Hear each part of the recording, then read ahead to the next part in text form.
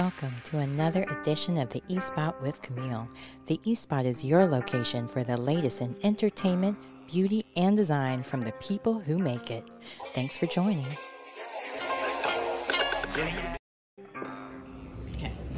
Hey, this is Tommy Davidson. You can catch me on the eSpot. That's right.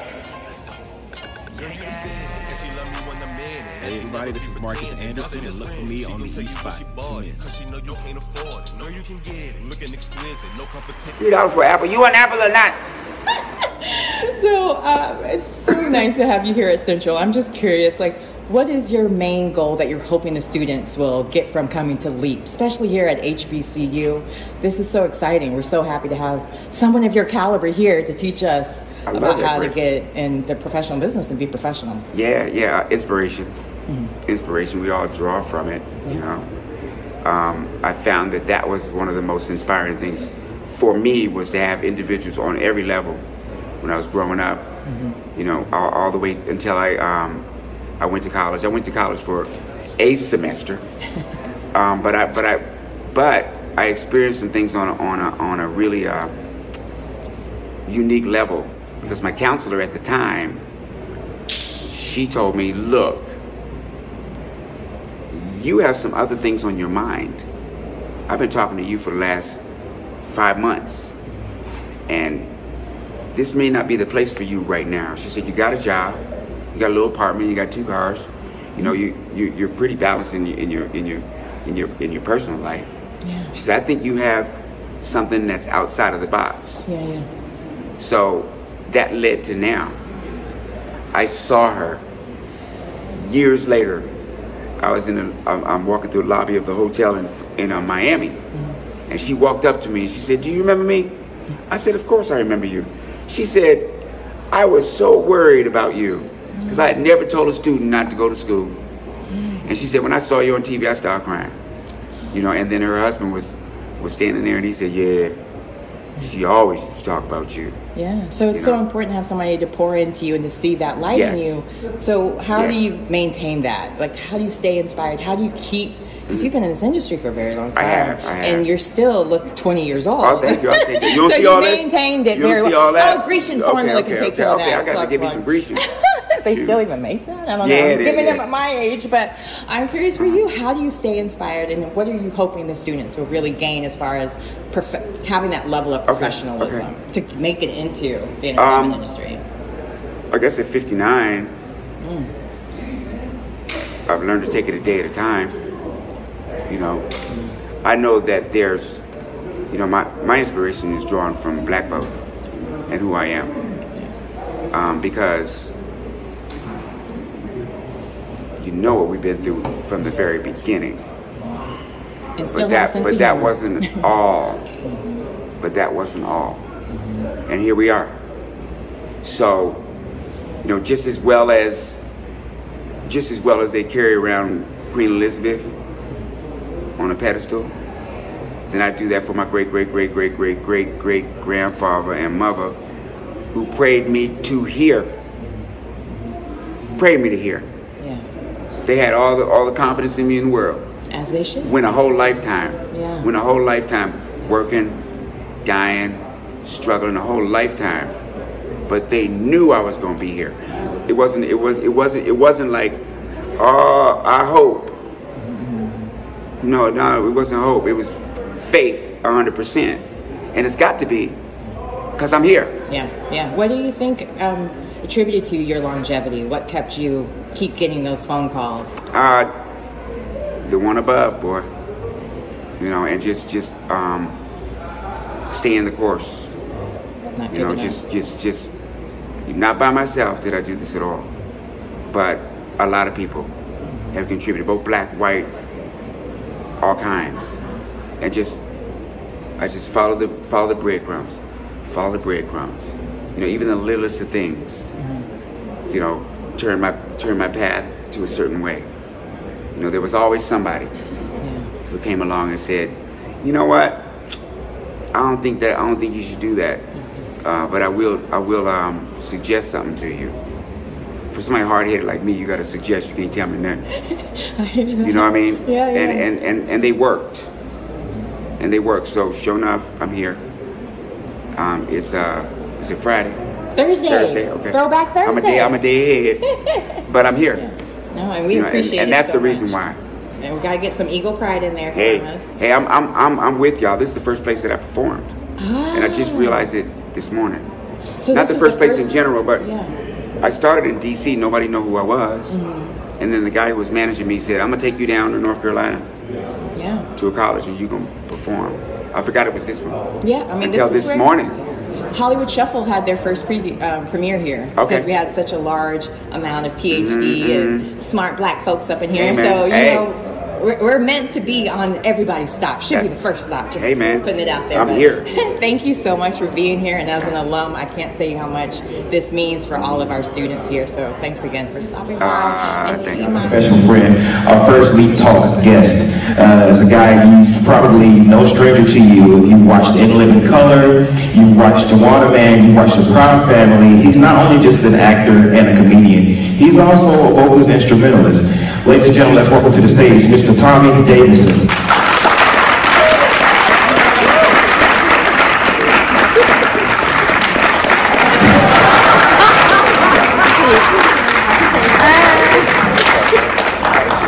Good. I got a microphone? Yeah. Hi, y'all.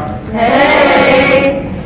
Yeah, so we got Tommy here, and Tommy actually shared something with me that I didn't know, but I guess you said you started off in comedy. This was one of your first shows on campus here? This is one of my first shows was here.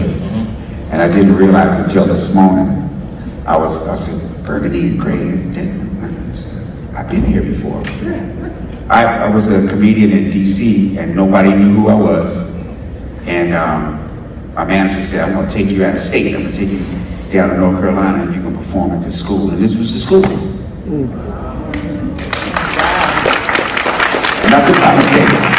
That's great. So it's kind of like full circle. That was 1985. That was 85. I was 1 year old when that. I was too, you know. No, not really, because I am black. And that's a whole nother category than my brothers and my sisters and my mother. So we moved to an integrated neighborhood where I grew up. And this time, when the white boys chased me, these three big black brothers stood in front of me, and the white boys ran the other way, and I've been black since that day. So you were really, I was with this team. So you were really living in color. Oh yeah, I was living in color, boy. Yeah, and speaking of In Living Color, you played a lot of different roles within that. I guess what you experienced growing up and having to understand like what happened and what race was. You did a lot of things. Did any of that help fuel some of those roles that you played? Because you know, you did Michael, you've done so many different things on the show. You did Martin Lawrence, you did Barnell. Did you miss me? Did you miss me? You can take the children down.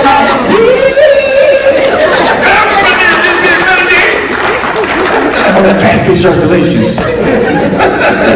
That was funny.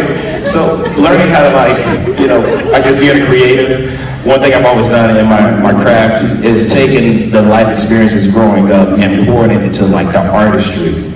For the students here, how do you channel emotion and put that into your gift, your craft? How bad you want it. How bad you want it, you know. If you're here for a reason, let that be the reason deep inside that this is what I want to do. This is what I want to do for a living. Because I don't care if you're the top doctor in the whole wide world. You know, you still got to go to the grocery store. You still got bills to pay. You still got all that stuff. You know, so just taking advantage, you got to learn to take advantage of your opportunities. And all the time we aren't going to be conscious of that because we just busy living, you know. And we got to learn what an opportunity is. You know, I had a lot of opportunities that I didn't realize I had, you know, because I was going down certain paths that I thought were black. You know, I thought if I could fight real good, then I had to. Then hey, I'm black enough You know, I thought that friendship meant we beat your ass.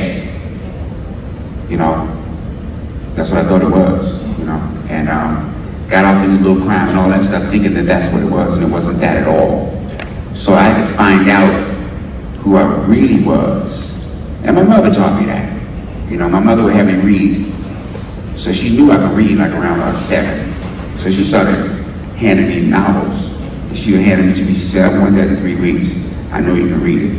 So she passed me "Bury My Heart, a Wounded Knee" was about the Native Americans, Trail of Tears, and then she gave me Lena Horne's book. She gave me Leaves of Grass, Walt Whitman. She gave me also the autobiography of Malcolm X. But before she gave me the book, she said, "Hey, I'm gonna tell you, you know, I'm gonna give you this book, but all white people ain't the devil." And then I read it. I said, "I don't know about all that, though." You know, but it was the fact that I started gaining knowledge, and the knowledge that you have right now is enough. It's enough, because we ain't in but one day, and it doesn't matter if you're black, you're white, or you're purple. Everybody wants the same things. They want their children to have opportunities more than they had. They want fresh water and good food, a place to have shelter, you know, and the people respect it. And that's what it comes down to it. You know, you want to go outside of that, then you see that as good. Then you move out from there. I learned that was called gratitude. So I had to go back to the original me, which is not me at all. Me is an empty cup that was filled up by a lot of people who love me, and a lot of people who had a lot of good information to me. Because if I didn't recognize that, I'd be gonna smack somebody on the Academy Awards for no reason. Well, and on that note, Tommy Davidson. Thank you guys so much for coming out today. So, today was an amazing first LEAP event. Yeah. How do you think it went, and what are you hoping for the kids to get from this? Man, I think it went amazing. You know, it was a lot of great questions that were asked, a lot of great information that we were able to give out, you know, from me and Tommy, and it was great to kind of hear similar perspectives, but like different responses to what everybody was saying, which is kind of the purpose of this, to kind of let the students know this is how you can leap into your career in the entertainment industry.